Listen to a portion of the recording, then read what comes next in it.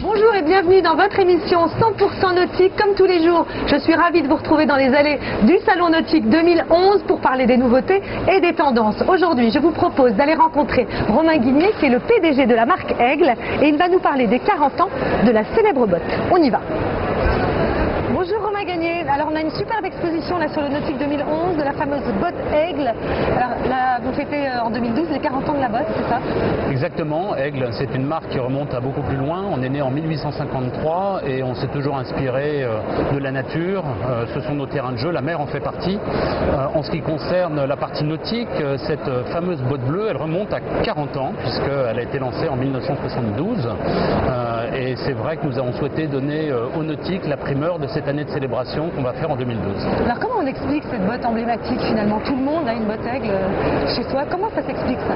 Bon, d'abord parce que c'est une marque qui se transmet de génération en génération, mais l'histoire de cette botte bleue, elle est assez étonnante parce que quand nous l'avons développée à l'époque pour les Jeux Olympiques de 72 avec le navigateur Marc Pajot, c'était une botte technique pour les navigateurs et puis il s'est passé un phénomène assez passionnant, c'est que petit à petit c'est devenu une botte mode pour les femmes, qu'elles ont commencé dans d'autres modèles déclinés de cette histoire des deux bandes apportées à la ville, et puis c'est devenu une botte pour toute la famille avec le lancement de modèles pour les enfants, donc pour les tout petits, et on a commencé à les voir un petit peu partout. Et puis la chance qu'on a avec les enfants, c'est qu'ils grandissent, donc cette collection de petites bottes aux deux bandes Aigle, on l'a vu partout. Alors Aigle, la fabrication des bottes, c'est une fabrication encore artisanale. Comment ça se fabrique une botte? Alors une botte, contrairement à ce qu'on peut imaginer, quand c'est en caoutchouc naturel, ce qui est notre parti pris, c'est un processus extrêmement manuel, artisanal. Pour nous, c'est 460 ans de savoir-faire qui se transmet là également avec des maîtres caoutchoutiers, souvent une soixantaine d'étapes différentes pour, au final, faire de chaque paire de bottes une paire unique, qui est la vôtre. D'accord, Romain, merci beaucoup.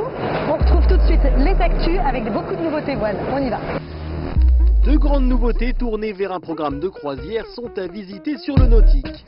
La première est le Sun Odyssey 44 DS, dont le prix est à partir de 163 900 €.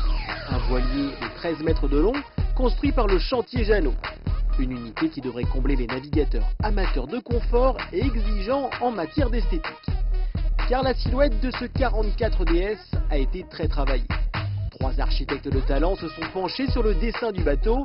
Philippe Briand, Olivier Flao et Franck Darnay, trois stars en matière de crayonnage, de connaissance du milieu marin et des matériaux. D'entrée de jeu, la silhouette annonce la couleur, priorité à l'espace et au confort. La coque complète harmonieusement le roof et rassemble tous les atouts d'une carène résolument moderne. À l'intérieur du Sun Odyssey 44 DS, c'est la luminosité qui prime. Les larges baies façon deck saloon inondent de lumière l'immense carré, habillé de boiseries en noyer grège sur fond blanc. On trouve également deux grandes cabines doubles, une à l'avant et une autre à l'arrière, qui méritent vraiment le coup d'œil. Les king size sofa vus sur la mer. Résolument moderne, résolument à vivre, le 44 DS est sans aucun doute l'une des stars du Nautique 2011. Du côté de chez Beneteau, la grande star, elle, se nomme 155. Le voilier amiral de la nouvelle gamme Sens prône une autre manière de naviguer. On serait tenté de parler de loft sur l'eau ou d'un nouvel art de vivre en mer, comme l'annonce d'ailleurs le slogan Beneteau. Le décloisonnement des espaces intérieurs et extérieurs, l'accès à la mer inédit, l'organisation générale du bateau en zone de vie subtilement liée mais indépendante, la carène limitant les angles de gîte pour atteindre un excellent confort de navigation prennent en effet plus de sens avec l'augmentation de la taille du bateau. On retrouve les trois espaces de vie qui, de la poupe à la proue, permettent de conjuguer intimité et plaisir de vivre. Les finitions en bois laqué et les éclairages indirects séduiront les propriétaires les plus exigeants. Et puis le luxe, c'est aussi d'avoir le choix. Le Sens 55 offre ainsi aux propriétaires le choix des finitions, comme la possibilité de revêtir en cuir certaines parties du mobilier.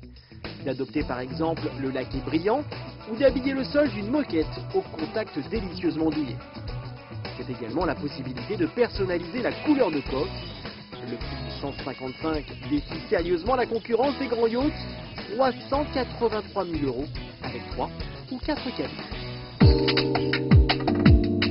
Alors dans l'équipement d'abord cette année ça bouge pas mal, il y a pas mal de nouveautés. Sur le plan de la sécurité, on notera les gilets Plastimo avec des nouvelles fenêtres pour le système amarre qui permettent un meilleur gonflement. Il y a côté accastillage beaucoup de nouveautés. Le coinceur cousin qui est un coinceur textile, fini la mécanique et les pièces qui abîment le cordage. On notera aussi la poulie Wishart, une poulie sans pièces mobiles. Une nouvelle ancre du côté de chez Spad, une spade tout aussi efficace mais beaucoup moins chère, la Seablade. Ensuite, dans les habits, dans les vêtements, il y a une nouvelle botte chez Henry Lloyd qui est étanche et respirante. Il y a des sous-vêtements chez Gill aussi qui sont très performants, protègent du vent et maintiennent bien le corps au chaud. Enfin, du côté des nouvelles technologies, on voit développer beaucoup d'applications autour de l'iPad et des tablettes. Maintenant, des liens entre le traceur à bord et l'iPad, des liens Wi-Fi, la possibilité d'avoir sur sa tablette toutes les informations du bateau, vent, vitesse, direction. Le salon nautique aujourd'hui, c'est l'endroit pour le grand public pour découvrir tous ces produits.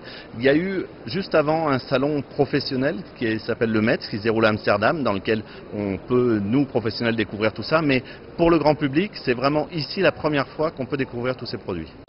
Beaucoup de nouveaux croiseurs donc sur ce Nautique 2011. Avant de se quitter et de se retrouver demain, je vous propose d'aller rencontrer Bruno Belmont, le concepteur du Sense 55, le bateau star du salon. À demain, bye bye. Parce qu'on ne voulait pas faire un bateau de fonction, on voulait faire un bateau qui soit d'abord une émotion esthétique quand on le regarde, et puis qui en même temps réponde à quelques-unes de ces exigences-là, et notamment la principale étant ce décalage qu'on a régulièrement sur un voilier, on va dire, de tradition, entre le carré et le cockpit.